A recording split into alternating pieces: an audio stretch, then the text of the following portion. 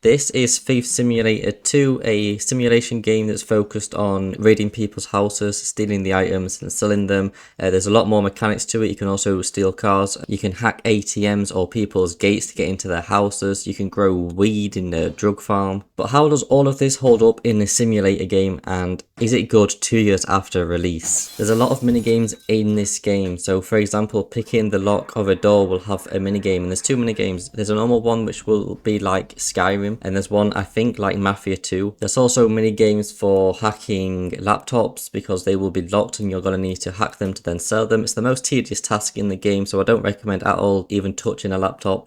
Also mobile phones. And when you have all of the items inside of your bag, you can actually go to the car and it will have another storage compartment where you can offload everything, or most of the time you're just going to go to the shop and sell it all. And with this money you can upgrade your house. There's some tiny upgrades you could do and some decoration stuff that you can do, but the main things are upgrading your character. You can upgrade the drone, which I'd never use because I hate that mechanic. You can also upgrade your crowbar, your lockpicks, your hacking tools. There's a lot of stuff that you can upgrade. You can also buy new tools. So the first tool that you're probably going to buy is a crowbar, and then you're going to be able to get into houses and gates a lot more faster, but it will make more noise, and also they can see the door open. So how is this gameplay loop? Is it good? Is there enough content here? Well, for starters, it's pretty much the same gameplay as Thief Simulator 1. It's just that there's a whole new content here. Maybe there's a few more different mechanics. I'm not too sure because I have played Thief Simulator 1, but it was on the Switch many years ago, so I won't be comparing it to Thief Simulator 1. But what I can say, this is a fun game for a few hours. There's a lot of content here. It's really dragged out though, and especially once you get a few hours in, there's going to be objectives like you've got to complete 5 contracts, which are just small objectives like go ahead and steal this gaming controller from a house and bring it back. That's one contract, but you can only accept one contract at once. So at the very start of the video I told you the gameplay loop, but mid-game gameplay loop turns into go into your hideout, accept a contract, go into your car, going through a loading screen to go into the map that you want to go to the house, steal one item or do something and come back out of this house, go back to a loading screen to your hideout, then you can complete the contract. And as you can tell, this is a very tedious thing, and it's just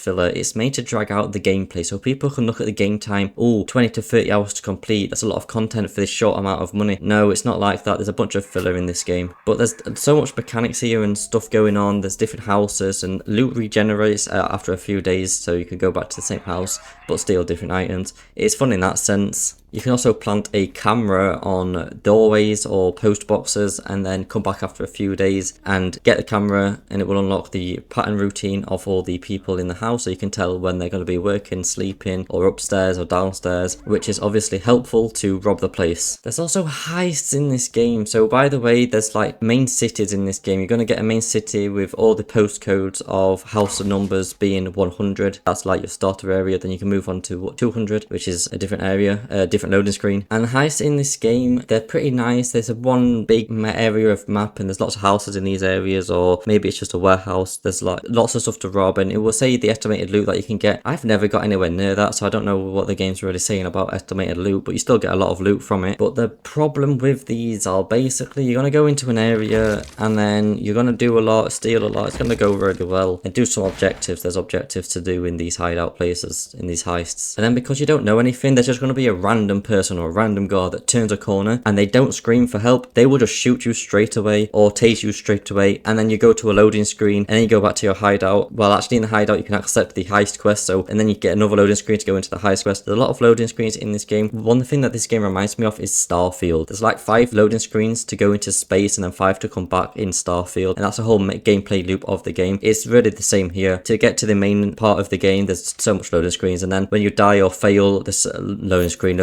And that's why I'm unsure whether this is going to be worth your money, is because there's nothing innovative here. There's no genre changing anything. It's basically Thief Simulator 1 with more and new content, and there's a lot of filler too. But don't go anywhere, I am not done. So there's a lot of bugs in this game, and bugs I don't normally comment on ever because I don't care about bugs. They always get fixed and patched, and it's just temporary. Well, not here. The game's been out over nearly 2 years, and there's so many gameplay breaking bugs, and you're just going to go to prison for a bug, or you're going to die because of a bug and lose half of your value of money, which is also a really bad mechanic. mechanic. I'm playing on hardcore, and the only thing I lose is half of my money. I keep all the items I've stolen, so I can go to a house with $1,000 in my pockets, go to a house, steal everything, get caught. It will then bring my money to $500, but I keep everything I've stolen. I can then sell that for thousands and make money. It's really dumb. So there was a bug where there was a dog that sniffed me out, and then obviously somehow the dog calls the police, but I don't really care about that. The police get alerted. I hide inside a closet, and then there's so many people searching for me, but none of them can find me, but they're all looking at me, and it never goes away. I can never, normally if you hide after like a few minutes, the police star wanted level will go down, but because I think it was the dog, it just kept detecting me even though I was hidden, so it kept calling the police even though I was hidden, and it just wouldn't go away. So that's a moment and a bug where you're just gonna have to take the loss. Also, some of the textures on the houses don't align. Actually, some of them aren't even on the same level. You're gonna be looking at a wall, and then half of the wall texture is gonna be normal, then the other half's gonna be sticking out a few pixels and doesn't align up. Also, the things on the wall, so you can hack window shutters, you can hack the garage door, you can hack window alarm. I think there's a lot of stuff hacking. It's all on the wall like a light switch would be, and it's just not on the wall. It's a few centimeters away from the wall. It's just floating, and I can excuse that the first week or month of launch, but 2 years after, it's just so easy to fix. It would probably take you a few seconds to fix, and it just never got fixed. This isn't one scenario with one house. You're gonna see this a lot, and there's a lot of texture popping too, which makes the game feel a little bit cheap. You're gonna be looking at a tree, it's gonna look very weird and pixel 2D, I don't know, and then you're gonna walk up to it and then it's gonna be 3D again. It happens in every game, but here it's really noticeable on everything, not just trees. There's also some sort of cache leak issue, or maybe it's a memory leak issue, but I think it's more to do with something to do with cache. The game's gonna run fine for half an hour. The more loading screens you go through, the more this cache is gonna build up, and it's only got a certain limit file size, so when you get close to that, it's just you're gonna get what, 20 FPS when you normally would be getting above 60. It just decreases, so you've got to keep relaunching the game every half an hour. Also, the AI to this game is a little bit outdated. For example, if you're in a police chase or they call the police, you can literally climb to a rooftop and